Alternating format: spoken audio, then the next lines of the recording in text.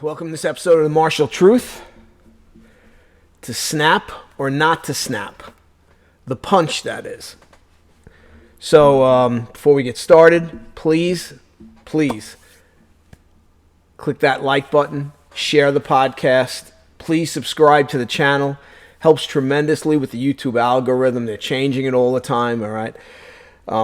It's a lot of work putting this stuff together. I'm a one-man operation. I don't have a team. I don't have anybody helping me. It's just me doing it. I like to keep it simple, all right? I don't get too crazy with production value and all that stuff. I think it's just unnecessary. We're talking martial arts, bare bones, keep it simple, right?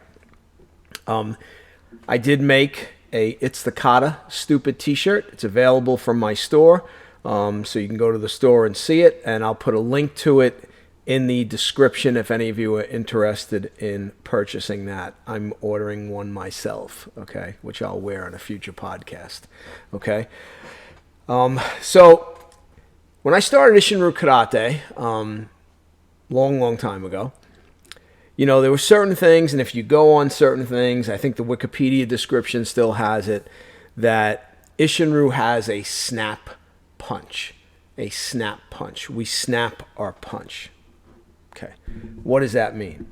Well, it's not really a snap punch. There's no such thing as a snap punch.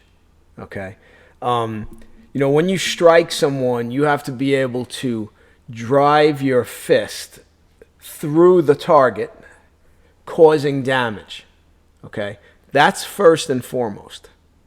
Okay, so I see a lot of people in Isshinryu, and not just Isshinryu, other martial arts too, when I see them hit a heavy bag or a makiwara, they do what I call surface hit.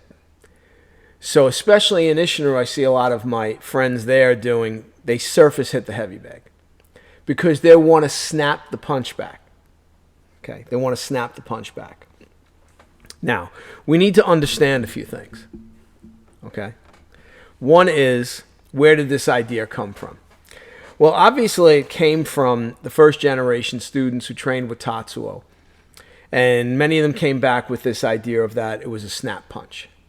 Because again, they see Tatsuo's fist retracting, they see the other Okinawan students' fists retracting, and they think they're pulling the punch back, snapping it.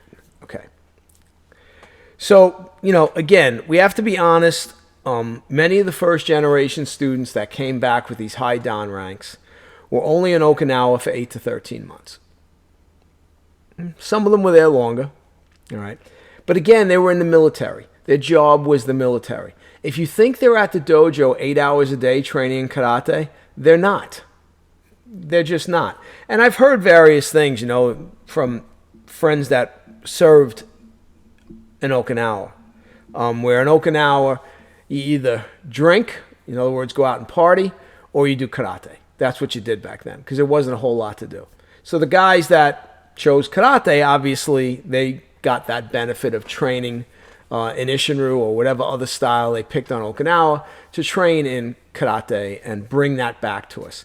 So, I'm always cognizant of the fact that those first generation students, without them, I'm not sitting here talking about karate. Most of the people I train in karate, we all train our lineage back to one of those first generation students.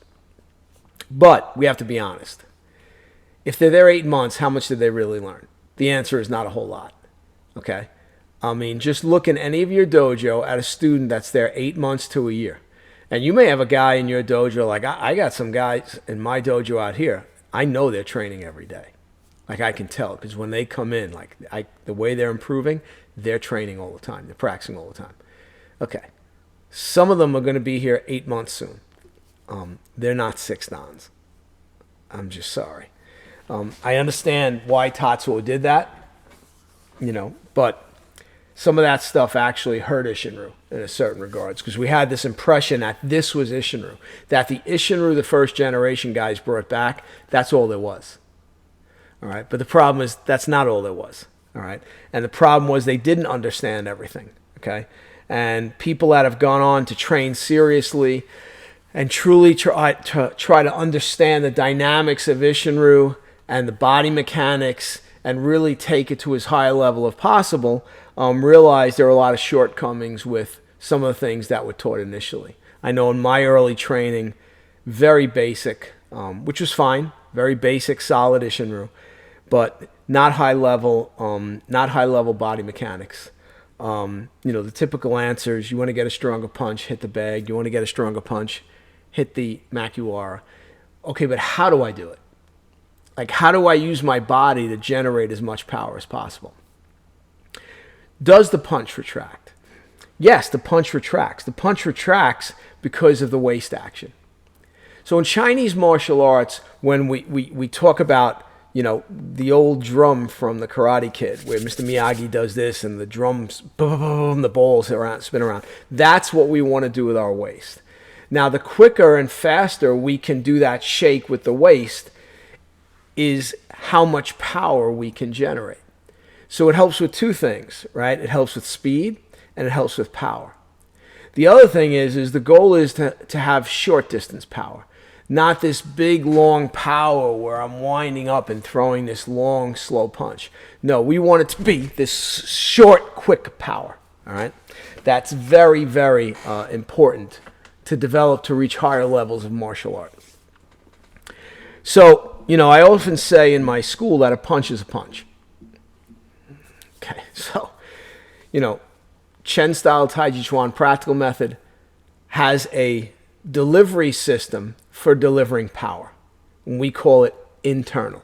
Okay? Internal. And then you'll hear karate is external. All right? These are labels that, frankly, the longer I do martial arts, I don't pay too much attention to. Okay? If you train properly, everything leads to the top of the mountain. All right? Meaning, eventually, if you train properly and you work to get better and you really try to figure out the mechanics, all right, the principles, the underlying principles of everything, then everybody's punch at a certain level tries to look a certain way.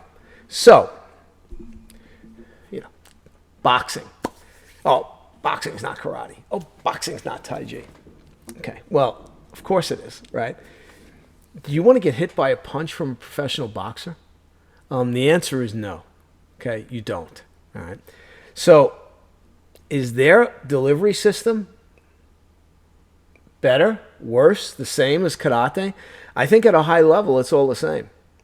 So you have to figure it out. And again, initially you start, of course, it's purely external. You're using your muscles, right? You're driving, you're working, right? You might be loading a little bit to get that power. But eventually you can't load. There's no loading, all right? The hands have to fly from wherever the hands are at. You don't pull back first and punch. One, it's a telegraph. It tips off the opponent, so we don't want to do that.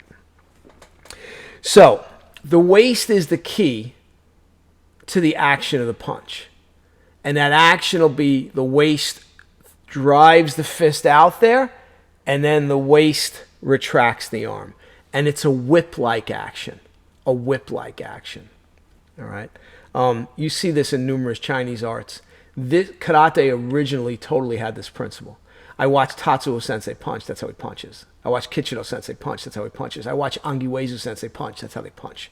Okay? Difference with Weizu Sensei, who I love to death, okay? He likes to load up. He overemphasizes power. There's a problem with that, okay? We don't want to emulate that. We want to go above that, all right? So I use this analogy often at my seminars. I use it in my classes. If I'm driving a car, and I'm driving that car 30 miles an hour, and I'm coming up to a stop sign, I don't wait till the car gets even with the stop sign and I slam on the brakes. I don't do that. Okay? Because the car is not going to stop in time. So snapping your punch back is the equivalent of that. If you're manually yourself pulling your fist back, if you're pulling your fist back and not allowing the action of the waist to accomplish that task, then you're slowing your punch down before you're going to hit the target. You just are. Okay? Here's another issue. The gi's an issue. I came to this discovery several years ago when I started studying feeding crane and even Tai Chi Chuan, where we wear a t-shirt. Okay, that's what we wear, like what I'm wearing today. All right. And what I realized is we're not getting the feedback from the body we want to get. So in feeding crane, it's called thunder power, where you hear that thump when we generate the power. But my students say to me all the time in Tai Chi, if I'm practicing something where I'm issuing Fa Jin, they'll say to me, "Oh, Sensei, we hear the thunder power." So it's not thunder power, it's Fa Jin. Okay. So the gi, why does the gi hurt with that? The gi's loud. When you wear a gi, it's loud, and everybody wants that snap sound. I mean, Jesus, I remember a few years ago there was marketing a gi that had more snap. Right? So, okay, yeah, you're making that nice snap sound, but it's not indicative of, are you generating power? Okay? So again, it's making you snap your fist back, pull your fist back, yank it back quick. Okay? We don't want to do that. We want the actual waist, to retract the hand naturally. This is incredibly important. All right? So, to snap or not to snap, there's no snap punch. I've been told by a few first-generation students, Tatsuo did not let you retract the arm when he initially taught you the basics, or one of the students in Okinawa taught the basics. The other thing to realize is I see a lot of people in Ishino, and in a minute, this is going to be one of the podcasts where I get up out of the chair, and it's going to switch to me actually showing you how to do it. So don't think this one's just talking. It's not. In a minute or two, I'm going to stop with the talking. I'm going to get up and I'm going to explain how to do it and show it to you. And then hopefully you can experiment and realize, oh my God, I can't believe how much more power I'm getting. Okay? So just keep that in mind. All right? So the other thing with the punch is too many Ishinru people punch very short. So they keep the punch, they don't really extend. All right? You want the arm to go all the way out. Okay? Pretty much almost full extension, but not to the point where you hyperextend the elbow. I mean, let's use some common sense here, folks. Okay? You watch a boxer punch and he throws a cross. The arm is going out. It's not this short little punch. Now, yeah, sometimes they do short punches depending on the situation they're in. We do the same thing, okay? But when we practice, we want to train where we extend the arm with the punches, okay? And, when I asked my Chinese martial arts masters, when I first started training with them, I said, "Are you fully extending the arm?" And they looked at me like I was crazy and said, "Yeah." Okay? So where this idea crept in, where we don't fully extend the arm, I don't know, but it's wrong. Okay? I've been fully extending my arm for, got to be at least 30 years, 35 years. Okay? I have no elbow issues. So please stop with telling me, well, that hurts the elbow. No. Please stop with telling me, well, if you fully extend the arm, the guy could grab your arm and put you in an armbar. Okay, I've been in hundreds of fights. No one's ever tried to put me in an armbar. Again, who are you fighting? You're fighting another martial artist? Or are you fighting a predator that's going to try to harm you or one of your loved ones? That's who I'm fighting. Okay, I'm not worried about fighting another martial artist. Okay? So, all right. So again, please, let's not snap the punch, but let's retract it in a proper way. So to snap or not to snap the punch, okay? I see a lot of people training like this in Ishinru, and this is how I was trained initially too, right? Where we snap the punch, we retract it. So we throw the punch out and pull it back ourselves. So it's all shoulder, arm. There's not a lot of the rest of the body at work here, okay? And again, can I develop some power that way? Yes, you can. You 100% can develop some power that way. But what are we looking for? Are we looking for a high-level ability, or do we want to stay mediocre? I'm not interested in staying mediocre. I'm looking for the high-level ability. What's the point of me training in this for, 50 years almost, okay? And I don't have high-level ability. I mean, what is it like drinking coffee? We just get together every day and have some coffee? No, we should be striving to do really well. We should be striving to keep rising up, climbing that mountain and getting better. So let's talk about a few things. So stance, natural, okay? whatever. I'm like in a natural Seisan stance or Sanshin right now. Okay. So what we're going to do is, and again, initially I'll start with throwing the punch from the hip, and then we won't punch from here. Because again, in a fight, we're not going to punch from here. All right. But from here. So what I do when I initially teach my students is to work on the hip rotation is, again, we're going to talk about those concepts. So there's a rod that runs through my body. It's attached to the floor. It's attached to the ceiling. My body cannot move like this. Okay? I've seen plenty of video of sensei loading up and doing this kind of stuff. Feels powerful, feels like they got a lot of power. It's not good. It's not good body mechanics, and it's actually not as much power as they could generate if they learn these things and work on these principles. Okay? Again, principle driven, not, well, my teacher said this. Okay? Because my teachers didn't say this. You know, some of my teachers did, and then a lot of it I worked on and figured it out myself. Okay? So from here, right, I would actually teach them to load here. But notice my head. It's not doing this. I'm not shifting, right? My knees don't move. I rotate around the rod. Now I rotate back around the rod and throw the punch out. Now I've turned to extend. Now when the waist retracts, the arms attached to my body, it has to come back with the waist. Okay? So if I'm facing front and I'm here, and again, I do this to get the student used to this action of the waist, and you want to be able to shake the waist fast. The faster you can shake the waist, the more power and speed you can generate. So I'm here. So if I like cocking a gun, right? I rotate around my center. Now as I punch, the arm goes out, I rotate around that center. But if you look at my head and watch my shoulders stay this. This is a second rod that's here. So now as I rotate, and now as I pull the waist back, the shoulders come back square.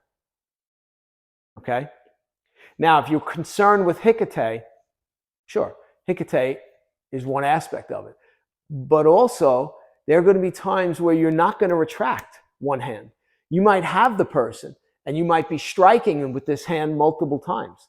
If you think that doesn't happen in combat, it does. You get a hold of the person, you gain control of them. Now you strike them and keep striking them until they're no longer a threat. And chances are you're probably going to do it with your strong hand. All right? So again, what we want to do is we want to load the gun and then fire the gun, and then the waist retracts the arm back. So from the side, it looks like this. I'm here, it goes out, and I retract. Okay? So I don't myself stop my hand. My hand goes out as far as it can go out. I just fire the punch. So when I throw it, it goes out as far as it can, and then my waist comes back and retracts, right? And I just relax the elbow because I've already hit the opponent, okay? So I'm here. So it goes out. I'm not doing this. I'm not pulling my hand back myself. I'm not pulling my hand back at all. It's a natural retraction caused by the proper use of the hips, okay? Now, in the beginning, this action will be bigger. You're going to see a lot of the hip action, okay? As you understand it and you internalize it and you go up in levels, it's a small movement that creates even bigger power.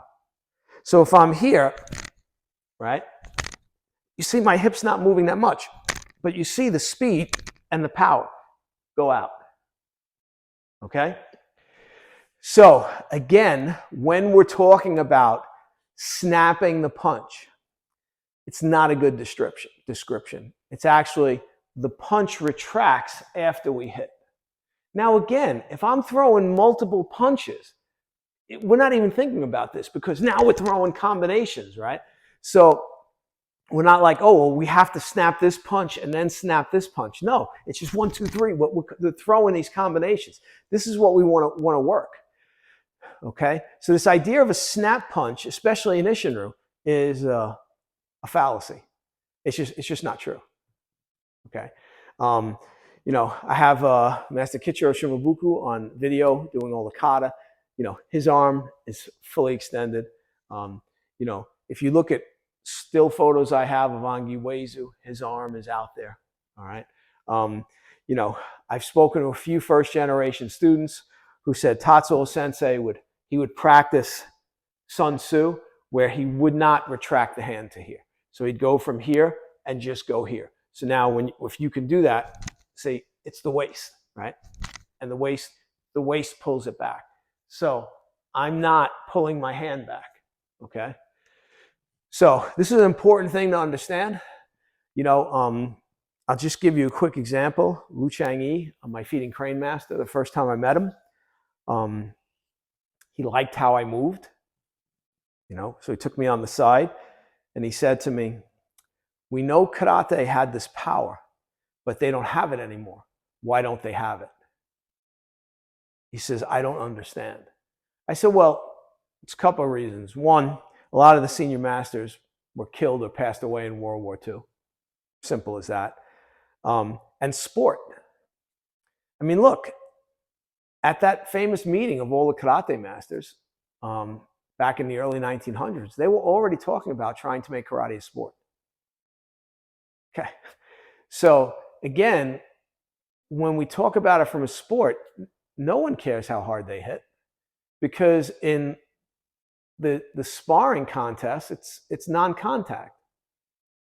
And in kata, they want to look pretty for the judges, right? So it's not about, are they generating real power? But in my world, as a police officer for 22 years, when I hit someone, I wanted them to go down. I wanted them to be hurt, okay? I wanted to stop that threat, all right? So again, you have to decide which kind of karate, which kind of martial arts you want to do. And again, this applies to all punches. This isn't just this punch, okay? This whip-like action, okay, of the arm, and it goes out. You have to be very relaxed and let the hand fly. And at that last second, there's that power where everything drives through. That power drives through the opponent, and you want it to drive through on a line. So again, try to work this, okay? It's Seisan, obviously, is a great place to start, where you come out, you punch, now I step, right? And now I work the other side, right? But notice the head, the line doesn't move, okay? So hope this helps. This is my approach and how I teach my Ishinru students. My students have speed and power, okay? And that's what we're striving for. We want to hit the enemy, and when we hit the enemy, we want a result. We don't want the enemy standing there and looking at us, all right? And this isn't a problem I just see in Ishinru. It's a problem I see in a lot of the karate styles, okay? And it's a problem I see in a lot of martial arts. So we want to take this principle, these principles I just instructed you in, we want to bring them into our other arts. I punch the same way in practical method. I punch the same way in feeding crane. I punch the same way in Sosui Shitsudo Jiu-Jitsu. Okay, I punch the same way in Mariyoshi Kobudo. We have a few techniques where we do a punch and a sai kata. I try to make it consistent, okay? And if some people say, well, that doesn't exactly, I don't care. I know when I hit you, I do damage. That's what I'm interested in, all right? So, hope you enjoyed this one. Please, again, if you really like the podcast, please click that like button, smash it, all right? It helps with the YouTube algorithm. Share it. Please subscribe to the channel. We just passed 13,000 members. Appreciate you all. Little Martial Arts channel started, now 2009, I believe. And, last few years, I've really devoted a lot more time to it. Can't believe how it's grown. Appreciate the comments. Appreciate the private emails I get. Don't think, it means a lot to me. I really appreciate it. All right. So hope you like this one, and I'll see you in the next podcast. Thanks. Take care.